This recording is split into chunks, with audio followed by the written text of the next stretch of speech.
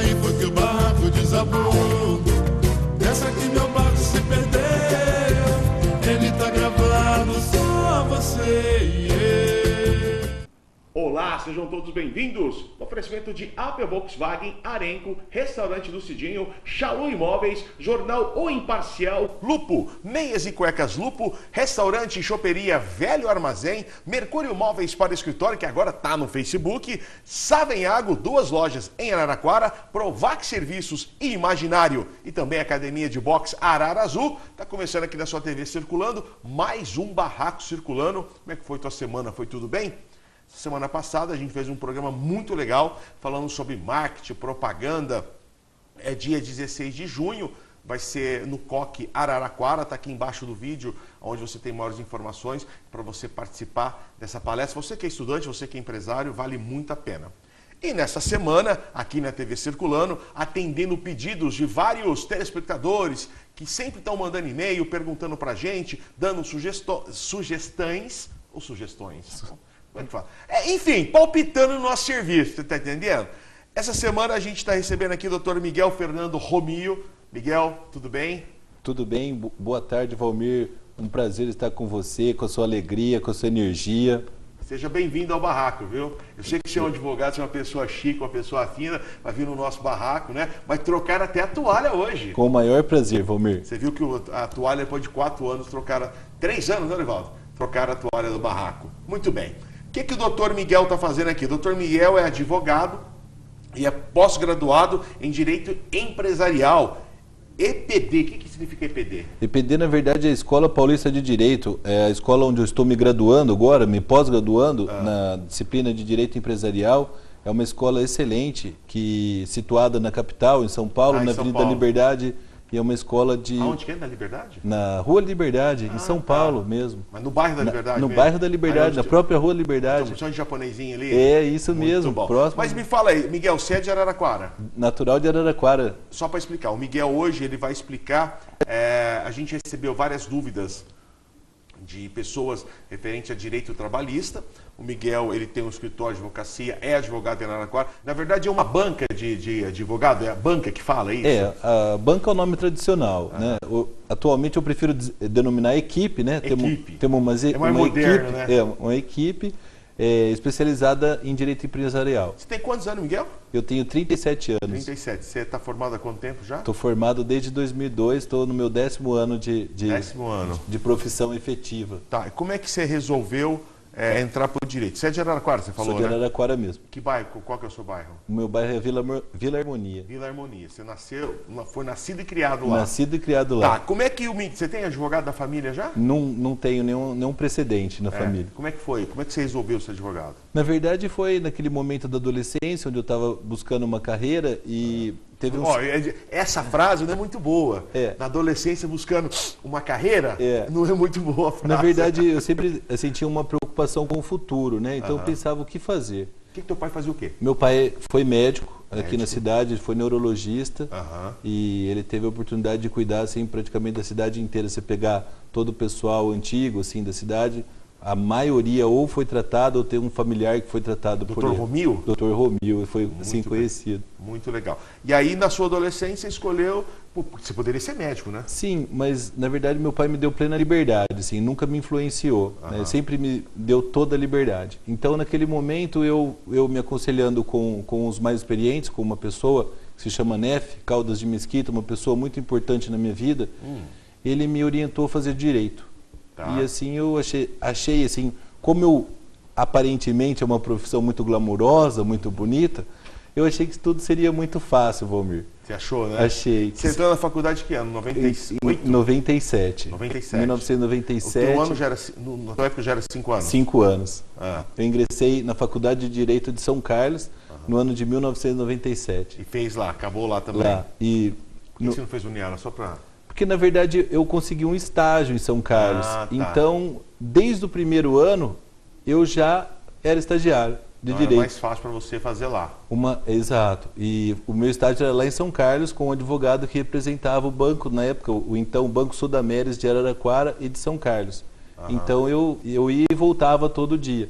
Tá bom. Então você se formou em 2002? 2002. Eu colei grau em dezembro de 2001. Ah, e começou já a trabalhar Na verdade, você já estava trabalhando. Já trabalhava. Como é que é o mercado? Eu sou bacharel em Direito, nunca operei o Direito, mas eu gosto muito, principalmente de Tribunal do Júri, Direito Penal, a parte criminal eu gosto bastante. Como é que como está o mercado em Araraquara do direito, do advogado? Porque eu me lembro que Dr. Rui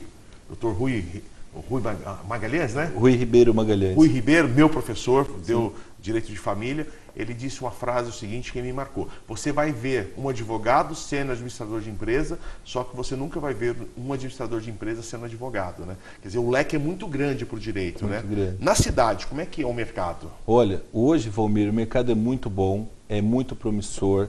O mercado está carente de profissionais assim bem capacitados, bem qualificados. É mesmo? É verdade. Hoje, com a internet, com os meios eletrônicos, a informação ficou muito difundida. Tá. Então tem uma turma boa, mas o mercado tem uma demanda muito grande. Muito grande. Muito E grande. não se advoga só em Araraquara? Não, né? hoje você não fala mais em advogar na comarca, você já pelo menos uma região. Né? Então não tem condições, os próprios negócios te levam a isso. Você no escritório de advocacia hoje com uma equipe, você num prazo muito curto de 1 ano, você automaticamente é empurrado, é levado até a capital, onde você vai acabar frequentando constantemente a capital do estado, em razão de lá estar sediado os tribunais do nosso estado, órgãos de classe, assim, praticamente nós dependemos muito da capital. As decisões maiores, né? Isso, na verdade, na hierarquia, por exemplo, o Tribunal de Justiça, São Paulo, Tá. todo lá. Então você precisa fazer um recurso, alguma outra ação em termos de segunda instância, que é rotineiro para os advogados, você acaba sendo empurrado para E aí Paulo. você acaba tendo que atender seu cliente lá dentro também. Lá dentro também. Tá. Então o mercado é promissor. Porque tem muita gente que faz direito, vou fazer direito. Mas direito é uma faculdade, na minha opinião, é apaixonante. Verdade. Não é fácil. Verdade. Não é fácil. E você não engana ninguém no direito, não. Você engana você mesmo. É verdade. Porque aquela molecadinha que fica tomando cerveja de Não chopp, funciona. aí racha o bico para estudar para passar no OAB, passou. E aí? Valmir, o exercício da profissão do advogado é algo extremamente complexo. Você é testado no seu limite em situações das mais adversas. Lidar com as pessoas no momento que elas estão desequilibradas. Lidar com situações... Você nunca lida só com uma pessoa, porque o litígio pressupõe outras pessoas. Sim, então, são sempre partes, isso, né? e são todos numa situação extrema. Então, você aprender isso, hoje eu com 10 anos, eu já, assim, há algum tempo que eu já venho tentando estudar uma forma de relações humanas, uma parte da psicologia, alguma coisa para você conseguir realmente tirar o melhor proveito da sua profissão. Tá. Você já teve, assim, problemas na sua profissão? Porque muita gente não entende isso. Eu me lembro que eu estava estagiando no curso de Direito e os 2 advogados se degladiaram durante a audiência e depois saíram, foram na sala da OAB, tomaram café junto, mais à tarde jogaram um tênisinho lá no clube e tal. Sim. E o cliente não entendia, ele achava que tá vendo, por isso que eu não ganhei, aquele advogado é amigo do outro. Não, na verdade, não existe inimigo. Como é que é essa relação? Só para a pessoa em casa entender. É muito tênue, Valmir. É uma situação muito delicada, porque muitas vezes você encontra um colega, às vezes que você não tem nenhuma afinidade. Você tem a oportunidade de conhecê-lo e respeitá-lo. Lógico. Outras vezes você encontra amigos seus. Sim. Então você tem que ter uma postura muito firme no sentido de não criar um desentendimento, não criar um atrito. Uma inimizade. E também não comprometer o caso com a sua amizade. Sim. Eu posso ser, assim, se eu for amigo muito próximo, não digo amigo íntimo do outro advogado, que na verdade, assim, eticamente, eu nem vou assumir um caso, mas... Tipo, se o teu cunhado for advogado, tiver contra outra não parte... vou ter liberdade. Tá certo. Não vou, assim, pessoalmente, agora, da nossa equipe, jamais eu vou estar de um lado e um membro da nossa equipe, ou alguém vinculado, assim, à nossa equipe do outro lado. Mas é uma linha muito tênue. E o que eu gostaria de dizer, assim, uma audiência que foi muito marcante na minha vida. Foi a audiência mais bonita que eu já fiz na minha vida. Foi um caso com o Dr. Arthur de Arruda Campos. Dr. Arthur, paraquedista, Paraquedista, atleta e meu amigo. excelente profissional. Muito bom profissional. E naquela ocasião... E vocês são amigos. Somos amigos. Estavam em parte... Totalmente diversas. Assim, estávamos, mas fizemos uma audiência tão bonita, Valmir, cada um postulando o direito do seu cliente, foi limpa, não houve um atrito verbal ou uma fisionomia não simpática. Entendi. E acabamos a audiência assim da mesma forma que começamos. E todos assim não abalou em nada. Não abalou em nada. Tá, porque eu vejo, Miguel, e você me corrija se eu estiver errado, eu vejo um despreparo, recém-formados às vezes, que se acham o ó do Borogodó. E acho que demora, porque um outro professor meu, se eu não estiver enganado, foi o Dr. Wagner Correia, disse que o primeiro ano de formado é o 6º ano de faculdade, né? Que você tem que aprender a se virar, né? E ele dizia o seguinte, levem o network de vocês o resto da vida. Verdade. E eu vejo muito recém-formado que foi bom na faculdade, o cara nota 10. Às vezes o nota 10 na faculdade não é um bom advogado também não. Com certeza. Não é isso? E o cara meio que se acha, meio que humilha, meio que está ali por cima da carne seca. E às vezes não consegue desempenhar bem a função. Verdade. Né? Não é, de repente ele não é má vontade dele, mas ele vai tanto no pé do direito. Mas disso tudo eu vou te perguntar o seguinte: mais vale um bom acordo, um mau acordo, que uma demanda bem tocada? Na verdade é o seguinte, nós temos que ter um senso prático, Valmir. Nós temos que pensar que o nosso cliente precisa prosseguir com a sua vida. A palavra que eu queria usar não é flexível. Isso, inflexível. Assim, para quê? Se você trabalha como nós, no mundo do direito empresarial, as empresas elas são muito complexas, muito dinâmicas e muito rápidas. Se toma hoje numa empresa uma infinidade de atitudes e decisões por dia. Sim. Então ela não tem condições, ela precisa solucionar aquele problema para que ela possa prosseguir. Nós não, então, assim, a nossa forma de advogar, eu prefiro que o cliente siga a sua vida, resolva aquele problema, que ficar aumentando aquele problema. Às vezes aquele problema que nem é tão grande, você deixa ele de uma forma, do tamanho que você quiser. Então nós, assim, hoje, com a nossa experiência, eu prefiro administrar os problemas, ultrapassar esses problemas, lógico, sempre de uma forma, sem abdicar direitos, mas ética e justa. Ética e justa. Perfeito. Mas que a empresa tenha condições de seguir em frente. Sim. Às vezes você perde muito tempo numa demanda, né? E não justifica.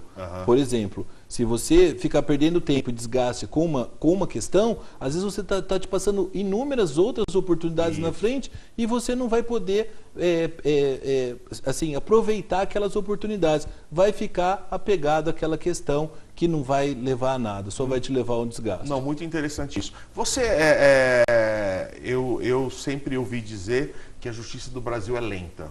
Eu, particularmente, acho lenta. Mas lenta se você comparar com os Estados Unidos e com alguns países europeus. Mas muito rápida se você comparar com alguns outros países. Né?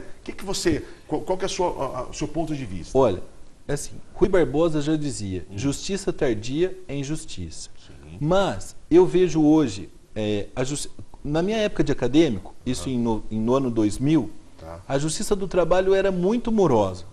Hoje ela é um exemplo de celeridade. Você vê a justiça civil, antigamente, era um pouco mais lenta, mas a tendência hoje é que ela seja muito mais rápida, com os meios informatizados. Hoje, o Tribunal de Justiça acabou de implantar em Araraquara o sistema informatizado. O STJ já implantou, acho que o STJ foi o pioneiro, em 1997 ele já tinha 97, ou seja, há 15 anos atrás ele já tinha site. O computador era lenha. Era lenha. A internet era 56 kbytes. E o STJ já disponibilizava boletim, já disponibilizava decisões. Então o STJ que veio e o STF também vieram puxando. Tanto é que nessas duas instâncias só existe processo digital, não existe mais papel. O que isso significa, Valmir? Antigamente um processo de São Paulo ia para Brasília pelos meios normais, pelo correio. Isso, a maioria dos litigantes disputam sob o palio da assistência judiciária, sem pagar nada. Quem pagava essa despesa era o Estado. Tá. Hoje, esses processos já seguem em forma digitalizada. Entendi. Isso significa economia não só de custo, de recurso financeiro, mas de tempo. Porque o processo pode circular para vários ministros. E também economia física, né? Física. Tem aquele monte de papel, né? Se você vê, assim, fugindo um pouco do foco da sua pergunta, mas se você vê a logística que existe para identificar cada processo, Valmir, nós não estamos tratando de um processo, estamos tratando de milhares de processos. Como é que a parte chega no fórum e diz, eu quero o meu processo, e o cartorário vem e diz, o seu processo está aqui, toma. Quanto custa isso? Então, hoje, eu vejo a justiça está num caminho muito certo, muito firme, a justiça sabe muito bem para onde vai. Nós também não podemos perder de vista que a Constituição de 88 ampliou sobremaneira o acesso à justiça. E ampliou também os recursos, né? Os recursos. E hoje é maravilhoso ver qualquer pessoa, qualquer cidadão brasileiro tem acesso efetivo à justiça. Como é, a Polícia Civil é a Polícia Judiciária, Judiciária. Né? Muita gente não entende isso. A Polícia Militar é preventiva, a Polícia Civil é judiciária. Ela investiga para o Ministério Público. Exato. Né? Uma maneira grosseira de dizer. Como que é a relação hoje porque outra coisa que muita gente não sabe, que o promotor, justiça e o juiz estão em pé de igualdade. Tá? Como o advogado também. Como o advogado também. Então, ali você tem um triângulo, né? Três pontas que fazem andar o direito no Brasil. Exato. Né? Como que está hoje o acesso para o povo, para o mais carente, para aquele que tem menos informação, doutor? Está fantástico, Valmir. Hoje a Araraquara conta com a Defensoria Pública, que é um órgão instalado aqui na cidade há alguns anos. Anteriormente era a Procuradoria-Geral do Estado que fazia esse trabalho. Eu acompanho pessoalmente, estou inscrito na Defensoria. Quando eu comecei a minha profissão, como nós não tínhamos muitos casos, nós nos inscrevíamos na Defensoria. Uma oportunidade Jacaré que fica parado, a onda leva, né? Uma oportunidade muito gostosa, que eu tive a oportunidade de trabalhar muito para as pessoas carentes, ajudá-los, sempre com todo o respeito. Não só eu, como todos os advogados que nós convivemos, todos não fazem distinção entre aqueles indicados pela Defensoria, porque como funciona, Valmir? Hoje o Estado de São Paulo criou a Defensoria Pública. A Defensoria conta com defensores próprios, mas óbvio que eticamente a Defensoria não pode defender os dois lados do processo. O processo, no mínimo, tem dois lados, autor e réu. Então, quando não há composição amigável, a Defensoria, por intermédio de um convênio firmado com a Ordem dos Advogados, ela nomeia um advogado que tem os seus honorários pagos pelo Estado para que ele faça a defesa daquela pessoa. Mas ainda existe uma reclamação que é muito pouco ainda o que se paga, né? Na verdade... E se demora para pagar, Exato. Né? A tabela é sempre assim, tem uma discussão ferrenha quanto aos valores, a questão, mas a assistência judiciária... Ela funciona. Funciona. Tá, mas nos Estados Unidos, por exemplo, vou te dar uma ideia, a gente tem na figura do defensor público, que trabalha em conjunto com o gabinete da promotoria. Então, mas no Brasil você tem vários defensores públicos, só que o Estado paga ele pela causa demandada. Na verdade, assim, hoje nós temos a Defensoria Pública, que tem autonomia, tem um prédio próprio, tem defensores próprios. Você vê uma coisa assim que no Juizado Especial de Pequenas Causas, onde não há necessidade de advogado para as causas até 20 salários mínimos, como muitos demandantes vão pessoalmente, sem estarem assistidos por advogados, no dia da audiência a Defensoria mantém os seus defensores de plantão e orientam aqueles cidadãos que estão pleiteando seus direitos. Olha, o senhor tem direito a isso, o senhor está sendo bem assistido. Feita uma assessoria. E o de Araraquara é pioneiro, né? E o de Araraquara, Araraquara sempre foi muito pioneira, né? É uma cidade muito privilegiada, Valmir. Mas Araraquara hoje conta com uma defensoria muito bem equipada. Muito legal. Outro esclarecimento que eu gostaria de prestar. Além disso, todos os dias, em todas as varas criminais de Araraquara, tem um advogado de plantão, nomeado pela Defensoria, custeado pelo Estado, para assistir a todo aquele réu que não estiver acompanhado de seu advogado. E o plantão é 24 horas? Não, durante o período das audiências. Tá. Agora vamos falar o seguinte, falando em plantão, vamos chamar de plantel, nossos juízes e promotores. Eu conheço particularmente alguns, foram meus professores da Uniara, posso dar exemplo do Raul, promotor Raul, que é um cara muito ligado nas coisas políticas de Araraquara, doutor Marco Aurélio Bortolin, foi meu professor de ECA, Estatuto da Criança e Adolescente, e Defesa do Consumidor, também ambiental, é uma pessoa assim, extremamente inteligente. O João Batista Galhardo, que não está mais em Araraquara, mas também foi meu professor. O doutor, o chefe do fórum é o doutor? Heitor Luiz Dampar. Grande São Paulino. Enfim, a gente tem grandes nomes e alguns outros que eu não tenho relação de amizade, mas eu conheço o trabalho deles. A Araraquara é bem servida, juridicamente falando, né? Muito bem servida. Vou aproveitar o ensejo para fazer uma homenagem ao doutor Marco Aurélio Bortolin.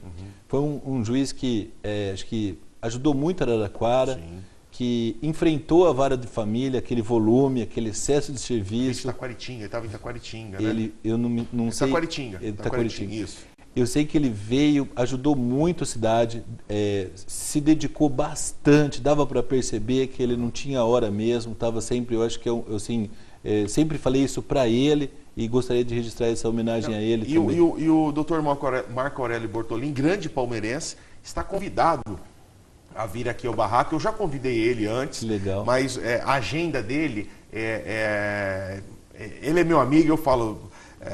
doutor, o senhor trabalha muito, ele trabalha o dia todo no fórum, leva serviço para casa e ainda dá aula para 80, 100 alunos na Uniara, e ele assim, é uma figura, nunca atrasou, nunca faltou no curso de Direito. Eu tive aula com ele durante 2 anos, 3 matérias, nunca faltou, nunca chegou atrasado. Legal. E nunca se estressou em explicar 3, 4 vezes. Assim como ele, assim como o Raul, que deu Direito Constitucional, assim como o Heitor, que deu Direito Civil, assim como o Galhardo, que deu Direito do Consumidor. Quer dizer, eu tenho muito carinho por eles porque eu realmente aprendi a matéria, né? Eles me cobram por que eu não estou na área. Calma.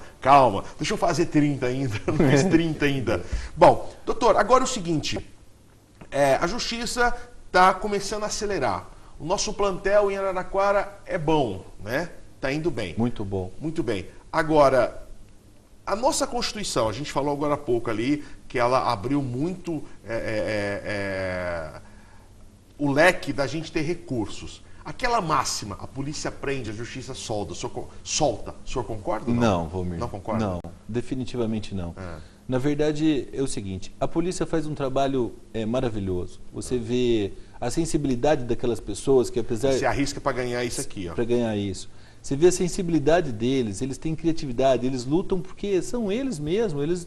Infelizmente, nós não temos o equipamento que tem os Estados Unidos. Lógico. E eles, assim... E nem a cultura milenar, né? Não fizemos 500 anos ainda. Também. Agora, por outro lado, nós temos no Brasil, criticar nossas leis... Só um detalhe, não fizemos 500 anos de justiça, gente. 500 anos o Brasil já tem passado. De justiça eu estou falando. Vamos lá, doutor.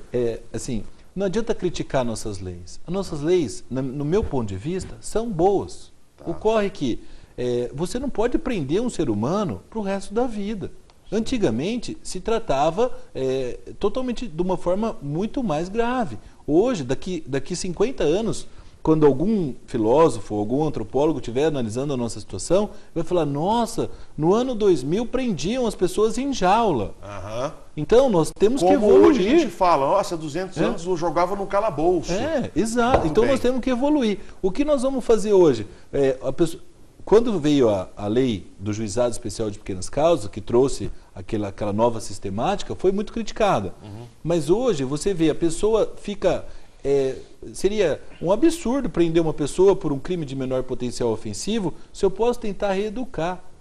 Se eu posso tentar sensibilizar essa pessoa para o que ela fez. O menor poder ofensivo seria penas de 1 a 4 anos? Não, na verdade o menor potencial ofensivo são penas, a lei disciplina, penas que tem a pena máxima não superior a 2 anos. Não superior a 2 anos. Não superior a 2 anos. Seria uma injúria, por exemplo.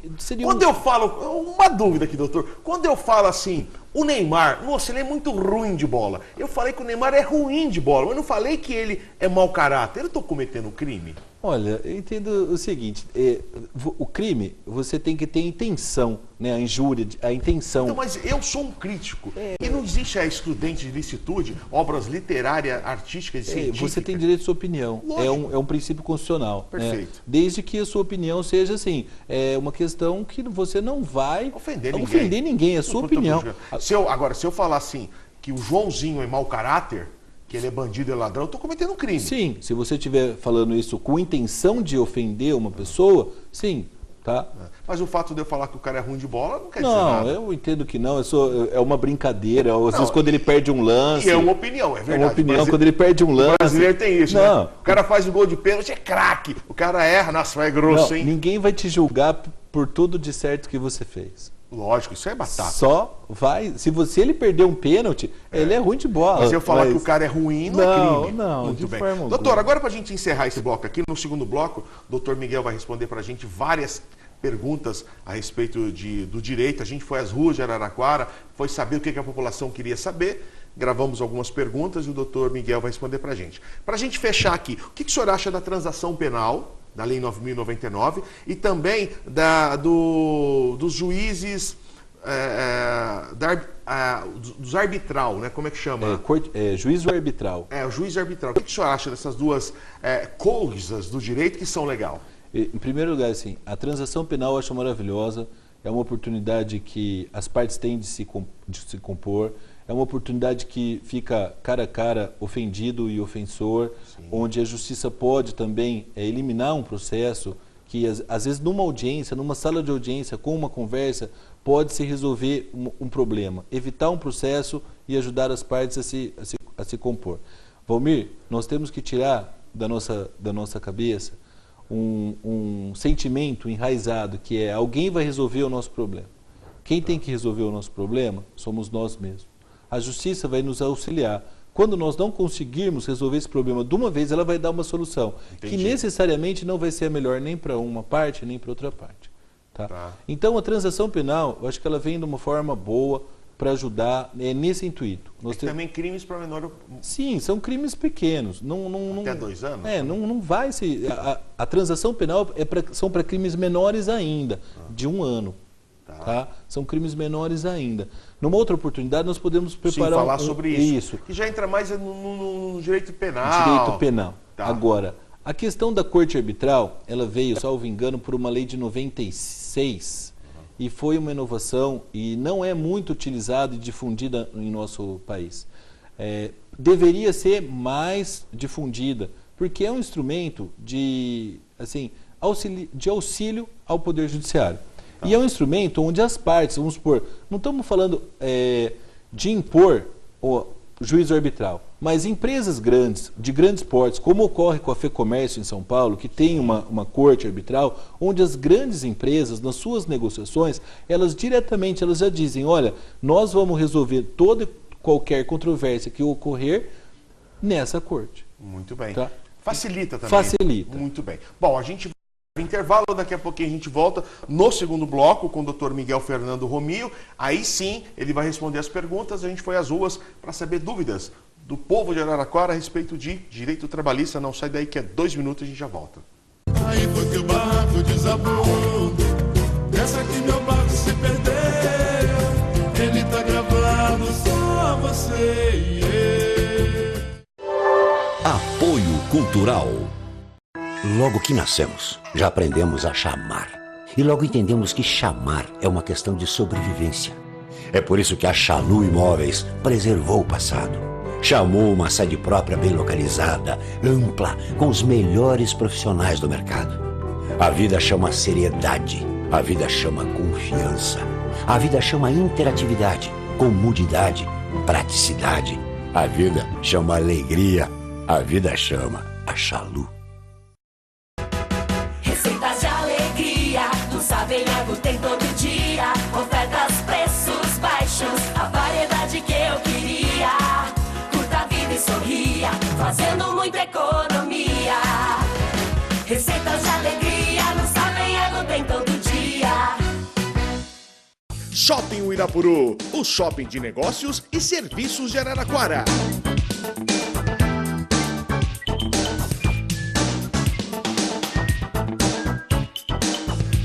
Estacionamento fácil e gratuito, diversidade em lojas e produtos, conforto e segurança, bom atendimento e simpatia de bairro.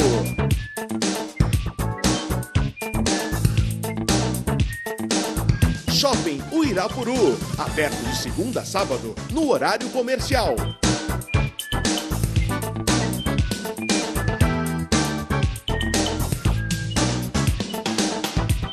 Shopping Uirapuru, na Maurício Gali, sentido Selmidei.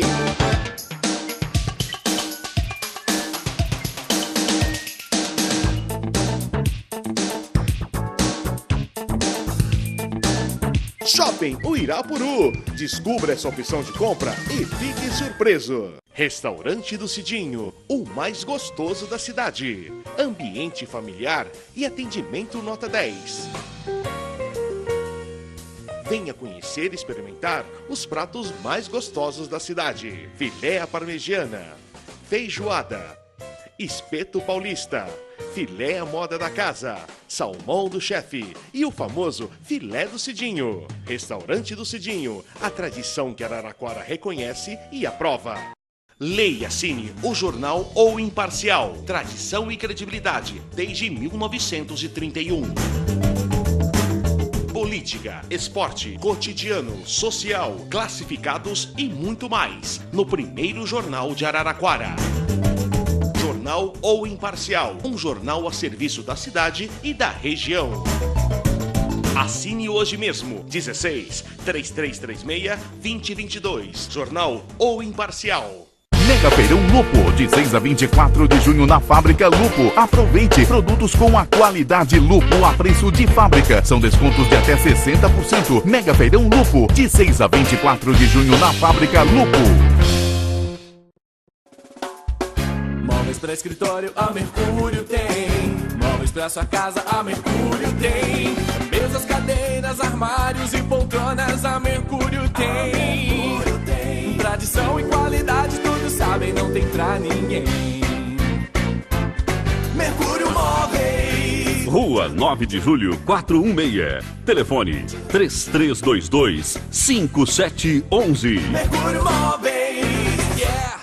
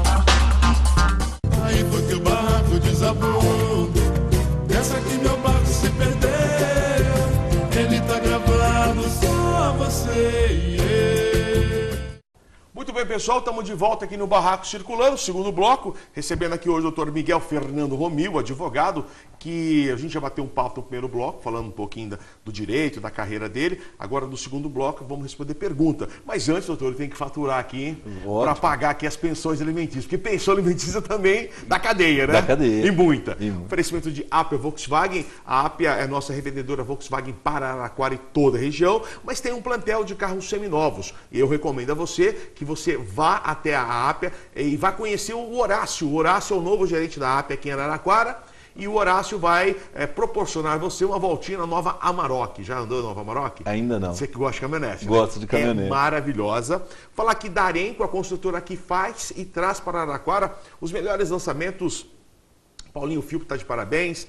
Ele tem parceria com a Pereira Alvim, e a Arenco sempre está com novidade em Araraquara. Tem o Espaço Arenco, um lugar muito legal, onde você também pode comercializar o seu imóvel. Falar do restaurante do Cidinho, a comida mais gostosa da cidade, não tem para ninguém, fica na Vila Xavier. Falar da academia de boxe Arara Azul, do meu amigo Sabonete, está precisando entrar em forma.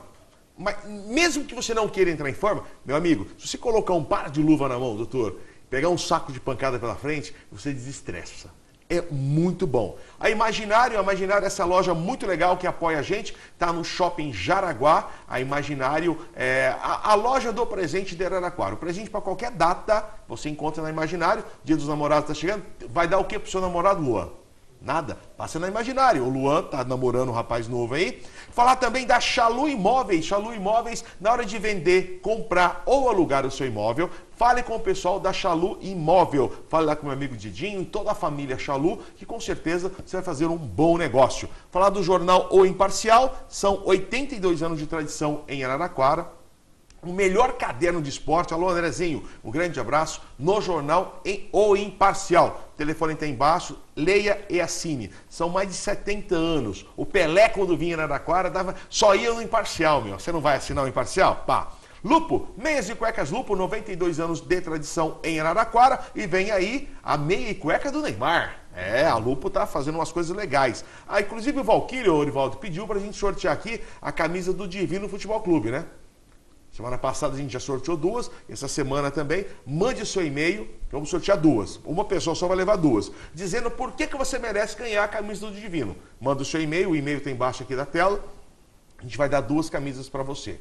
Muito bem? Mercúrio Móveis para Escritório, que também agora está no Facebook. Entra no Facebook, procura lá Mercúrio Móveis, que com certeza você vai fazer um bom negócio. Quer ver só? Você tem móvel lá na sua escritório que é da Mercúrio. Com certeza tem. Tá falando? Todo mundo em Araraquara tem um móvel da Mercúrio. E se você não tem escritório, mas tem um espaço na sua casa, e nesse espaço você quer montar sua home office, liga para o pessoal do Mercúrio, o Nene, o Ney, o seu Belote, toda a equipe da Mercúrio, eles vão até a sua casa, vão tirar medida, onde fica melhor o monitor, a mesa, que cadeira você usa, depende do seu peso, da sua altura, a Mercúrio faz esse trabalho para você, tá certo? Savenhago, 2 lojas em Araraquara, agora Savenhago na Maurício Gale e Savenhago na Via Expressa. Chaim, obrigado você por ter investido em Araraquara. Chaim me ligou, agradeceu a nossa parceria. Eu que tenho que agradecer essa parceria do Savenhago. Eu só faço as minhas compras do Savenhago.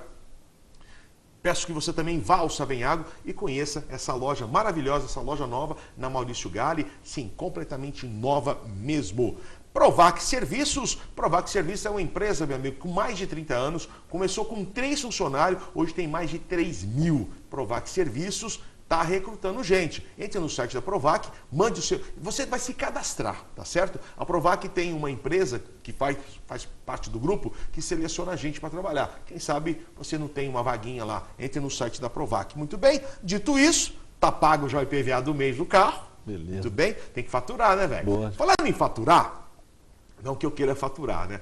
Mas muita gente comentou comigo, quero que você mande um abraço, leve um abraço ao meu amigo Pedro Ted. Puxa, é verdade. Lá do grupo. O Pedro, eu entrevistei ele lá no dia do evento do Neymar. Rapaz, o tanto de gente que falou, pô, eu vi o Pedro, pô, eu não sabia que ele era santista. O Pedro, além de santista, o cara é atleta, velho. O cara corre maratona, malha todo dia. Bicicleta. Saudável. Não, o cara é o cara. Eu gosto muito do Pedro, da família dele, e é uma empresa muito bacana. Então convide o Pedro também a anunciar na TV Circulando, viu? Com certeza. Sei que você é muito amigo dele. Bom, Essa semana, como eu disse, a gente está aqui recebendo o Miguel Fernando Romil. Doutor Miguel é advogado e é pós-graduado em Direito Empresarial.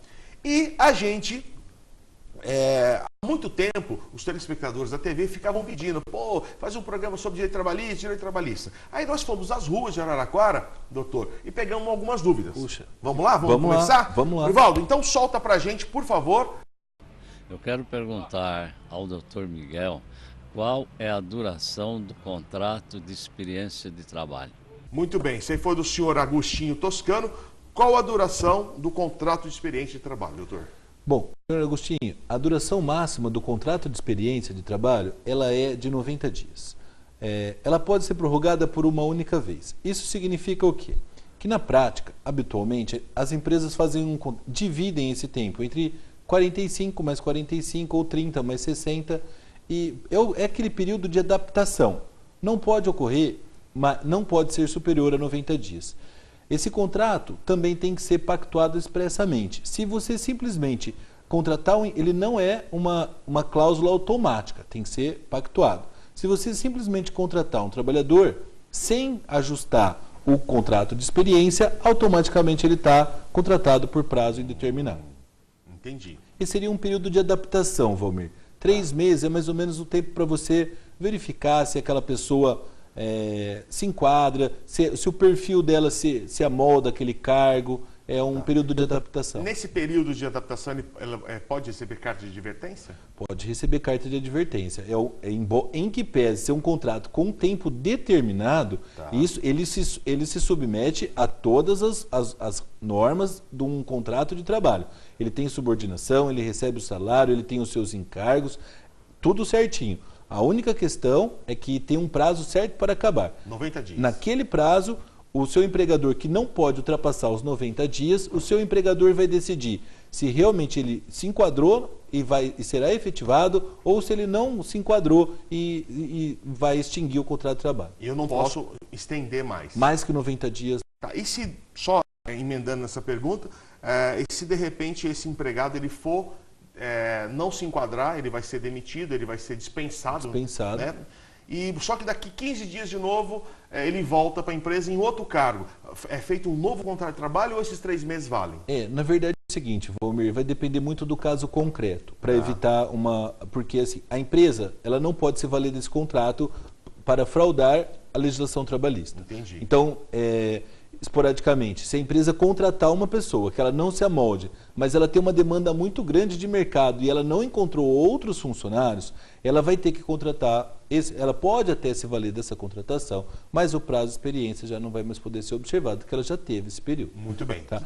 A lei não pode ser, tem que ser interpretada de uma forma, contrato de trabalho é um período de experiência, adaptação entre o patrão e o empregado. Não pode ser utilizado para ser feito habitualmente, evitando os reflexos da extinção do contrato de trabalho por prazo indeterminado.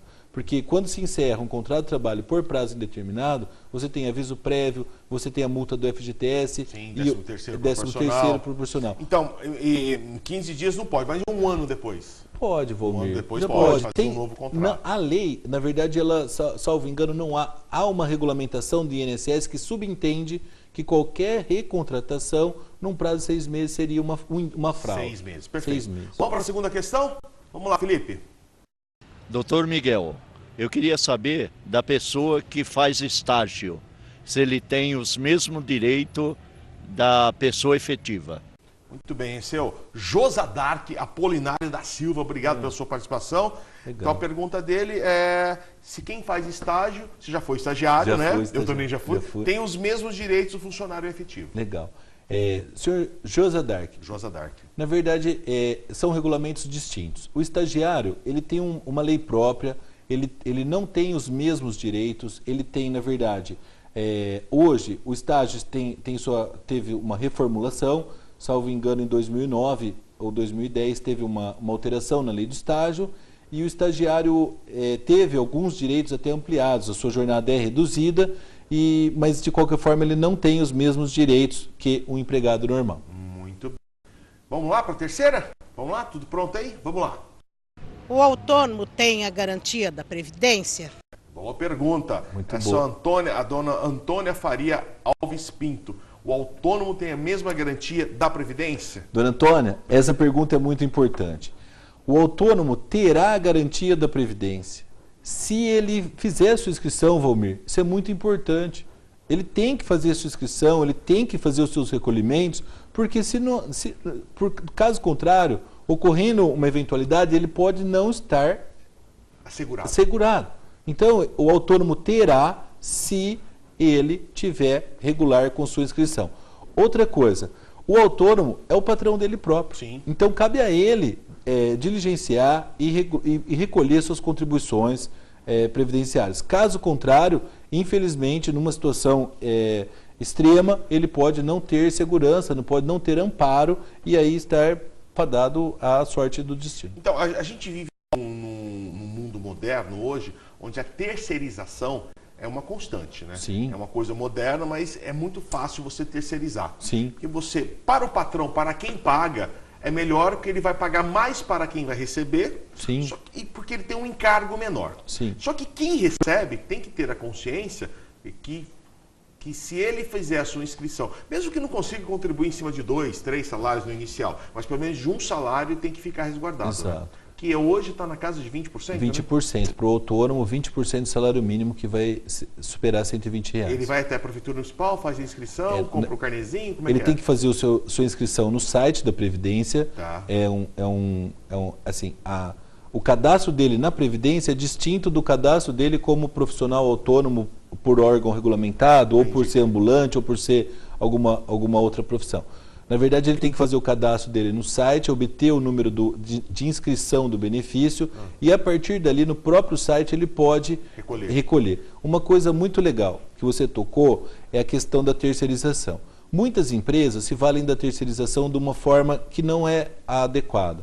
Então, se a pessoa, vamos supor, eles promovem a pessoa e falam, agora você vai ser nosso terceirizado, você é profissional autônomo.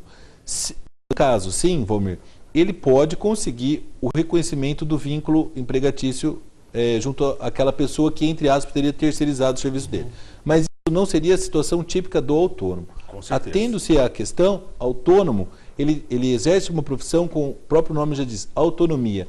Ele tem que proceder ao recolhimento de suas contribuições. Ele também tem que querer ser autônomo. Ele tem que querer ser autônomo. Porque o profissional liberal se confunde também com autonomia. Sim. Né? Tem profissional liberal. O advogado é um profissional liberal. Na verdade, ele é profissional liberal, ele tem autonomia plena. Mas também ele pode trabalhar numa empresa se ele quiser. Sim, ele pode trabalhar vinculado a uma empresa. O médico também. Também, né? Exato, igual. É porque hoje em dia está ficando muito profissional, né? Exato. A coisa. A gente tem o designer gráfico, o designer digital, a gente tem o compilador de empresa. Eu conheci um operador de retroescavadeira autônomo.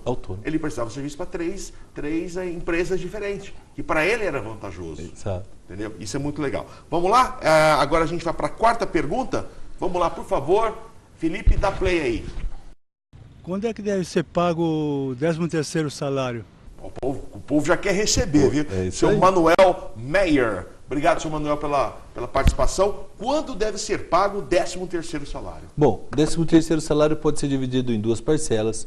A primeira parcela deve ser paga necessariamente até o dia 30 de novembro e a segunda parcela até o dia 20 de dezembro de cada ano. Final do ano. Do final do ano. Mas se eu quiser, por exemplo, eu tenho uma equipe que trabalha comigo, eu confio nessa equipe, e para adiantar, a gente sabe que muita gente tira férias em junho também. Exato. Então, se eu quiser pagar metade do 13º em junho, eu posso? Sem problemas. Isso vai do acordo coletivo? Isso pode ser uma liberalidade, porque você está beneficiando o trabalhador, seu prazo é até o dia 30 de novembro. Se você quiser pagar antes, você pode pagar. Não pode pagar depois. Não pode pagar depois. Muito bem. Existem convenções coletivas também que fracionam em 2 parcelas, até para ajudar o trabalhador no meio do ano, no final do ano, e aí fica a critério da empresa. Sabe que eu trabalhei numa empresa de comunicação, que ela pagava o 13º, né? Houve uma... Na verdade, não é que ela pagava atrasado, ela pagava adiantado. O 13º do ano de 2012, eu recebi em janeiro. Nossa. Por quê? A metade, em janeiro. porque eu tinha IPVA e IPTU para resolver o meu problema. E isso era muito interessante, porque se no final do ano, dinheiro na mão é vendaval. Chegou o dinheiro na mão, você vai gastar mesmo, você não pensa em janeiro. Exato. Você só lembra em janeiro quando chega em janeiro, Exato. quando o carnezinho bate.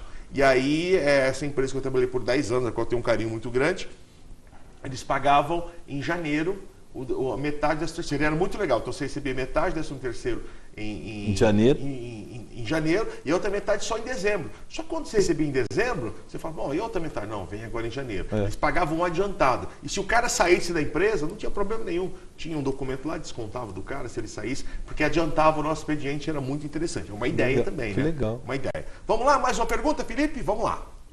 A gorjeta faz parte do salário? É boa. Essa é ótima. É ótimo. Seu Francisco Silva, obrigado. Vou só emendar aqui, claro. Não vou citar nomes, mas outro dia fui eu e minha digníssima ex-futura esposa, que largou, né? Então ex-futura, né? Fomos beber uns chopps, né? Comer umas coisas.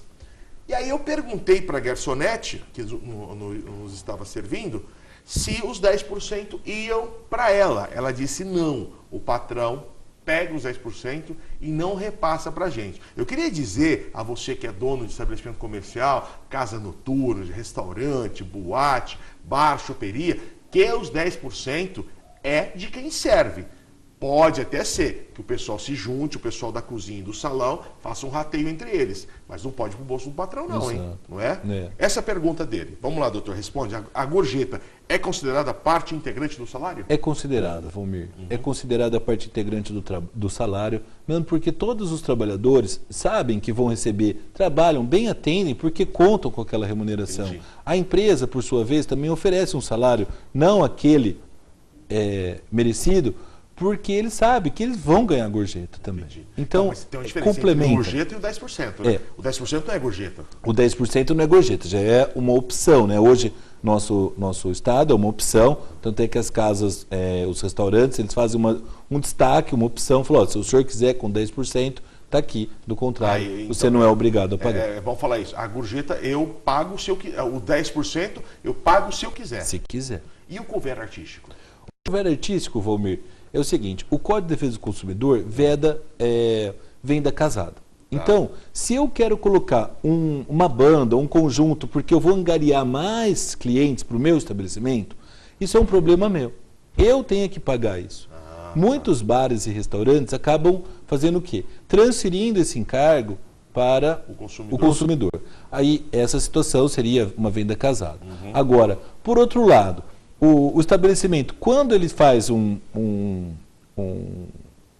música ao vivo, ele não cobra nenhum preço adicional para entrar, ou ele, assim, ou aumenta o preço da sua bebida. Ele cobra o couvert artístico. Eu acho assim, se você gostar, você paga. Se não gostar, você eu não acho paga. que deve ser assim, dentro da moderação. Você também quer prestigiar, você quer... Senão você ia em outro lugar que não tinha música ao vivo. Exato. Só um detalhe também. Eu já fui em lugar, doutor, que eu fiquei lá na ponta esquerda azul amarela, você nem via o músico e ouvia o som ruim. Eu não paguei. Agora, se eu estou em cima ali, se eu estou curtindo, acho que é diferente. Vai muito do bom senso. Eu acho que, assim, na verdade a lei veda. Não posso cobrar. A lei veda. Eu não posso cobrar, fazer uma cobrança de um couvert artístico nessa situação. Mas eu acho o seguinte, se você vai num bar e ele vai ficar mais agradável e você é uma situação esporádica, tudo bem, é a lei do mercado, Valmir, que vai disciplinar. Agora, pela lei do consumidor, se ele bater o pé, ele não vai pagar. Muito bem. Vamos lá, mais uma, Felipe, por favor. A empregada que trabalha 3 vezes por semana deve ser registrada? Muito boa pergunta também da dona Antônia de Souza. Da dona Antônia. Assim, Valmir, dona Antônia, há um entendimento jurisprudencial muito forte no sentido de que 3 vezes por semana já se caracteriza uma habitualidade, que é um dos requisitos do contrato de trabalho. Sendo assim, caracterizará o vínculo empregatício. A jurisprudência hoje ela tem negado a existência de vínculo empregatício para quem trabalha até 2 vezes por semana. Então, mas tem que ter regularidade? Tem que ter a regularidade, Valmir. Agora, o fato de 3 vezes por semana, você fala assim, mas eu posso contratar o empregado segunda, terça e sexta, e na outra semana não vou conseguir me eximir da obrigação do contrato de trabalho. Porque se eu ocupar o empregado 3 vezes por semana, ele vai arrumar emprego aonde? Mas então, e se ele tiver outro emprego? Se ele tiver outro emprego, Uma faxineira, por exemplo. nada impede que ele tenha 2 empregos. Tá? Sim. Agora, a habitualidade ela é medida na seguinte forma. Você quer que ele vá às 3 vezes por semana? Ele não pode faltar, ele tem que chegar lá em tal hora, realizar aquela tarefa. Ah, então tá. Se faltar, então, se ele não tiver aquele compromisso específico, se a agenda quem fizer foi ele. Se a agenda quem fizer foi ele. Mesmo assim, em casos de 3 vezes por semana, é muito tempo. Tá bom. Vai ser desproporcional essa tese. Então, mas e a proporção de ganho? A gente tem um salário mínimo no Brasil. A proporção de ganho tem que ser por dias trabalhados? Exato, Valmir. Se você fizer assim, ó, uma média do salário mínimo pelo número de dias, você vai encontrar o salário Não, diário. eu acho perfeito mesmo. Vamos lá, mais uma pergunta, Felipe, por favor. A funcionária que fica grávida tem alguma garantia de estabilidade? Legal. Essa eu não vou nem opinar. A funcionária que fica grávida, ela passa a ter garantia a partir... Essa é a Simone, viu? A Simone. Dona Simone, a funcionária que estiver grávida, ela passa a ter garantia de emprego a partir do momento que ela estiver no estado gravídico. Isso significa que, tão logo ela esteja grávida, ela passa a ter esse direito. Às vezes ela nem mesmo sabe que está grávida. Nós tivemos um caso lá no escritório onde a empregada foi dispensada, nem ela mesma sabia que estava grávida. Após ter sua homologação, a sua rescisão homologada no sindicato de classe, ela então retornou à empresa e disse: eu estou grávida. E aí o que aconteceu? A empresa observou a legislação, readmitiu ela. Que legal. Prêmio, palmos para essa empresa. E foi até objeto de muita discussão, porque isso se tornou uma ação, onde ela pedia uma indenização por ter sido dispensada, e a lei, assim, essa questão é muito problemática, porque como é que a empresa pode ser condenada se ela agiu corretamente, dispensou uma empresa, dispensou um empregado que ela não sabia, nem mesmo o empregado sabia que estava grávida. Então, na verdade, a empregada passa a ter garantia a partir da gravidez. Tá, e ela tem que provar isso. Exame médico, ela prova. Exame médico ela tem que comunicar imediatamente o chefe dela? Ela tem que comunicar. Muito não bem. Que se ela não comunicar, ela vai perder o seu direito, mas assim, se ela tiver um documento probatório... É interessante que ela comunique, que ela informe, olha, estou grávida e ponto final. A empresa, então, a partir dali, vai ter que mudar a postura em relação a ela. Não, muito bem. Vamos lá, Felipe, mais uma questão? Estou querendo mudar de emprego. Tenho que dar aviso prévio ao meu patrão? Nossa, Legal. tão novinha, Nayane, querendo mudar de emprego. É isso. Está querendo mudar de emprego, ela tem que dar aviso prévio ao patrão? Isso é muito interessante. Tem, isso, né? Valmir, tem sim. Na verdade, o contrato de trabalho ele pode se extinguir de várias formas. Uma, quando o empregador decide encerrar esse vínculo sem justa causa. Então, ele dispensa. Quando ele dispensa, porque ele dispensa, o empregado é surpreendido com aquela dispensa, ele tem que ter um período mínimo para se adaptar. Então, a lei garante a ele pelo menos 30 dias. O inverso também deve ser observado. Quando o empregado chega para o patrão e o informa: olha, não quero mais trabalhar com você, então a empresa tem que ter um tempo para poder encontrar uma outra pessoa, treinar aquela pessoa para desenvolver aquela mesma função. Daí então o que ocorre? Na maioria das vezes, quando o empregado pretende mudar de emprego, quando tem uma oportunidade melhor, a maioria das empresas gostam de ajudar aquele empregado e liberam ele do cumprimento do aviso prévio. É um cara bacana lá dentro e tal. Elas gostam de... Até porque ele pode voltar amanhã. Lógico. Então, tem essa prática, eu libero, mas se a empresa realmente precisar, ela pode exigir o pagamento do aviso prévio. Muito bem. Felipe, por favor, mais uma questão? A minha dúvida é em relação às horas extras. Quanto de hora extra um funcionário pode fazer no mês e qual o percentual a mais que ele deve receber por trabalhar aos domingos e feriados? Doutor, e no caso dessa segunda pergunta aí dessa telespectadora, domingos e feriados? 100%, Valmir. 100%. Então, se eu ganho R$10 por hora, eu vou ganhar 20 reais por hora. Tá, eu posso trabalhar o dia inteiro também, né? Também. Muito bem. Vamos para a próxima pergunta? Vamos lá, então. Trabalho em uma empresa há 3 anos. Sempre vendi minhas férias. Até quando posso continuar fazendo isso? Muito bem. Boa pergunta aí da Ana Paula. Ela trabalha na empresa há 3 anos, nunca tirou férias, sempre vendeu as férias dela. Até quando ela pode continuar fazendo isso? Na verdade, ela pode fazer isso por tempo indeterminado, Valmir. A lei faculta que ela disponibilize 1/3 das férias e ela vai ter necessariamente, isso está dentro da previsão legal. Ela vai poder fazer isso reiteradamente. E eu posso bipartir as férias também? Pode, Valmir. Tirar pode 15 sim. dias em junho, 15 de janeiro? Pode dividir. Muito bem. Muito interessante. É mais fácil também, né? É melhor. Ficar 30 dias em casa sem fazer nada, enchendo o saco da mulher, pelo amor de Deus também, né? Não dá, né? É verdade. Pelo amor. Férias é bom tirar quando você tem dinheiro. Aí você vai viajar, é bom, verdade. Entendeu? Agora você fica em casa enchendo o saco dos outros. Vamos lá, mais uma pergunta, por favor, Felipe. Eu queria saber por que o processo por invalidez demora tanto e o que eu posso fazer para que o processo corra mais rápido.